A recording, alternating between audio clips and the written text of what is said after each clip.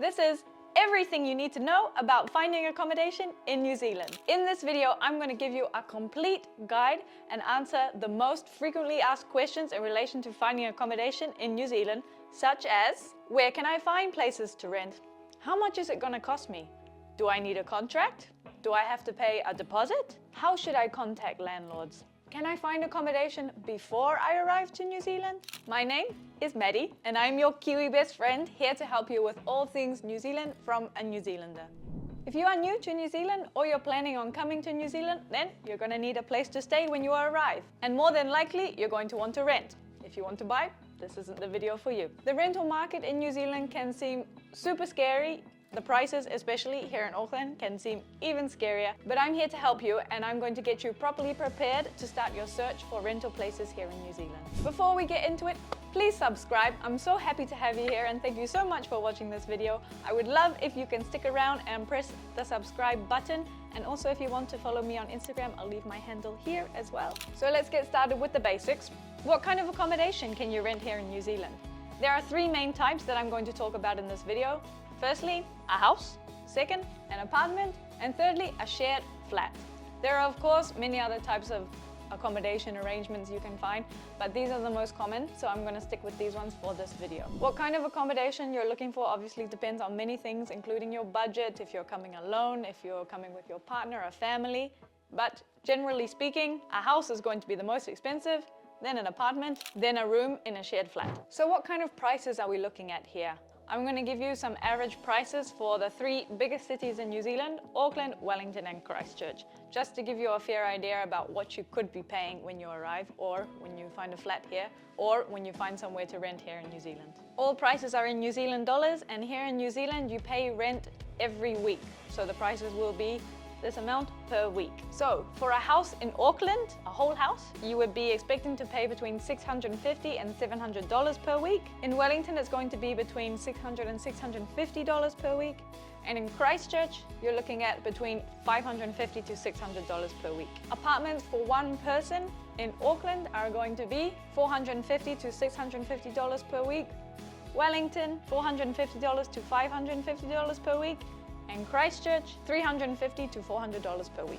And lastly, your cheapest option, a room in a shared flat in Auckland, is going to cost you $250 to $350 a week, Wellington, $200 to $300, and Christchurch, $150 to $200. Obviously, these prices are all averages, and these prices will fluctuate depending on the location, how close you are to the city centre, how connected you are, the views you have, the condition of the house. Just keep that in mind when you're doing your house hunt. So where do you find a house? There are a few main platforms that you can use to find your next accommodation in New Zealand. The main platforms that you should begin your search on are Trade Me Property, Facebook Marketplace, and Facebook Housing Groups. So when I say housing groups, I mean you can join Auckland Apartments for Rent or North Shore Flats for Rent. These kind of specialty groups you'll find for lots of different zones, so try and get into as many of those as possible and start scrolling. Another thing I used to do when I was searching for houses is join the community groups. So say for example you want to live in Henderson. Even though this Facebook group is not for housing or for renting, if you join the Henderson community group, sometimes people will post a room or a flat or an apartment just within that group because they can't be bothered dealing with everybody else from the larger groups. So if you're specifically interested in one area, join that community Facebook page. Another sneaky little trick that is good to know is that in the supermarkets here in New Zealand, there's usually a board near the entrance where people can post things like job vacancies, or if they're selling something, or if they're looking for someone specifically. But there's also lots of people who leave rental accommodations on these notice boards. So they will leave a little card that says, 2-bedroom flat in Henderson for $600 a week. Please call this number.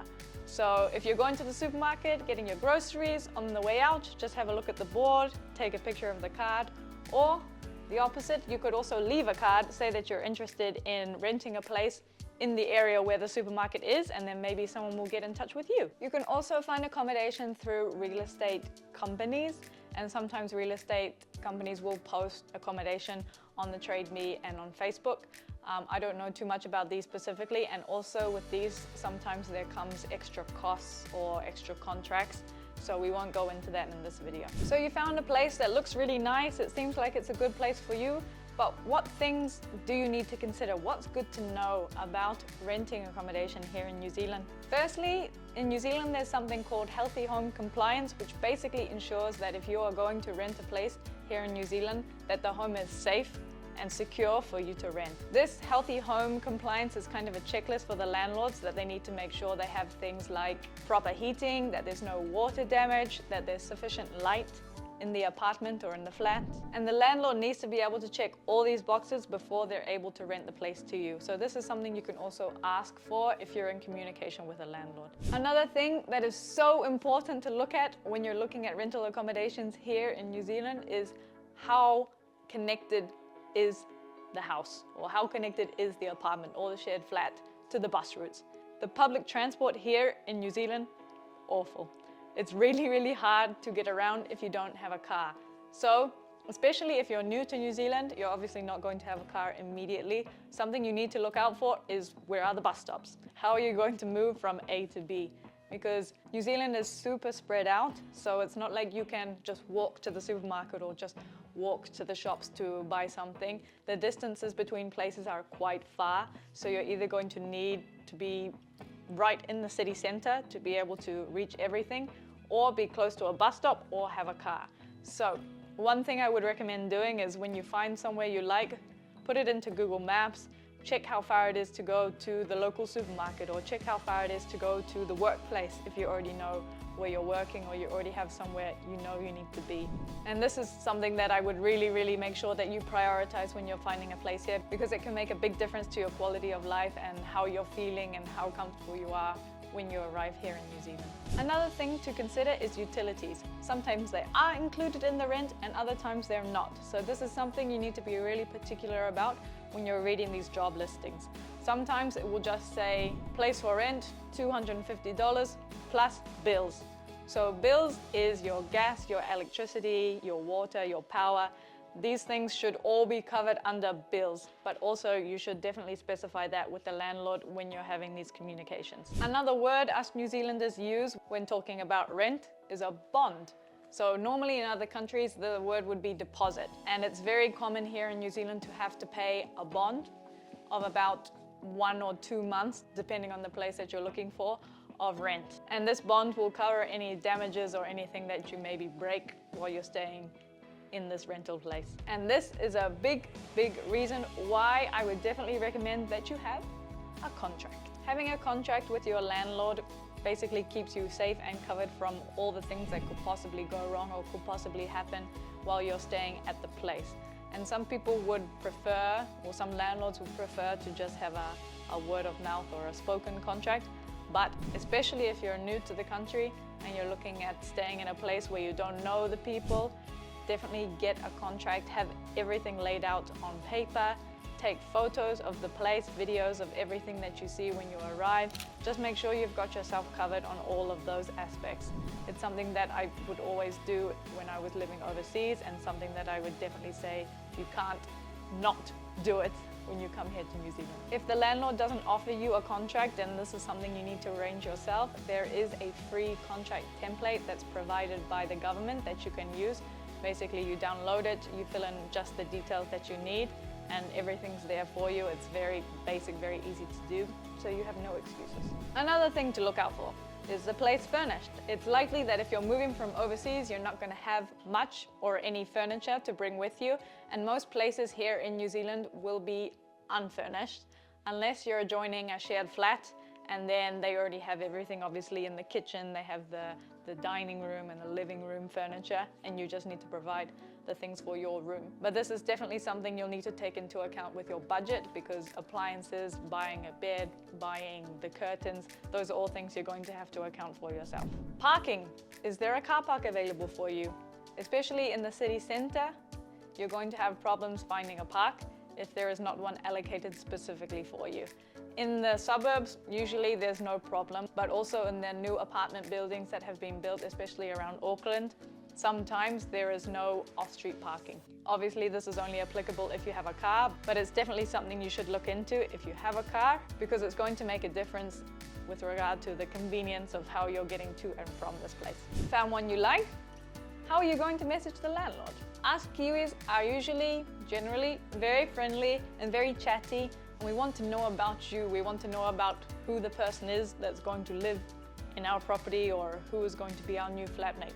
So when you're sending that first message, especially on Facebook, don't say, "Hi, is this available?"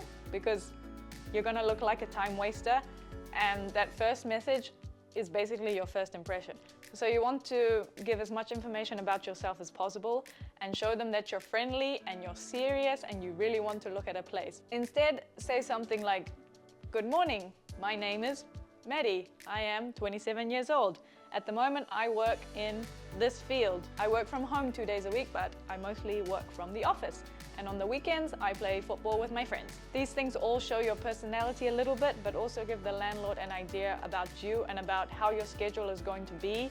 So if you're going to be home a lot, if you're going to be out a lot, how you spend your time, are you super social, are there going to be lots of people around the house?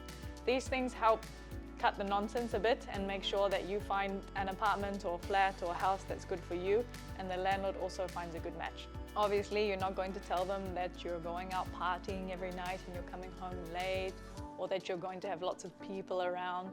You want to make sure that the landlord has a really good impression of you, that you're a sensible person, that you're going to care for their home and you're going to look after their property as best as you can. So you do have to sell yourself a bit with this first message, as it is, like I said, your first impression. Can you find accommodation before you arrive to New Zealand?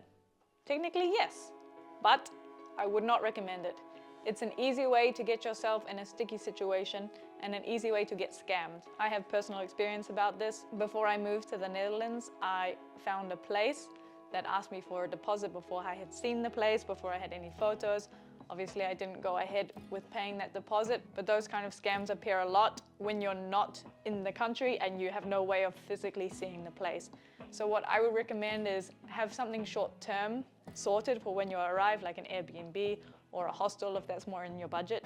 And then from there, start your search. So when you arrive, then you can start sending the message saying that, "Oh yeah, I'm free tomorrow to come and see the place." And even if you find a place in New Zealand that you move in and you think, "Oh, this is not the right place for me," then at least from there, you can find another place. So overall, it's best just to wait until you're here so you know what you're getting into, you can see the place, and you can really get to know the person you're renting from, or also just meet your flatmates.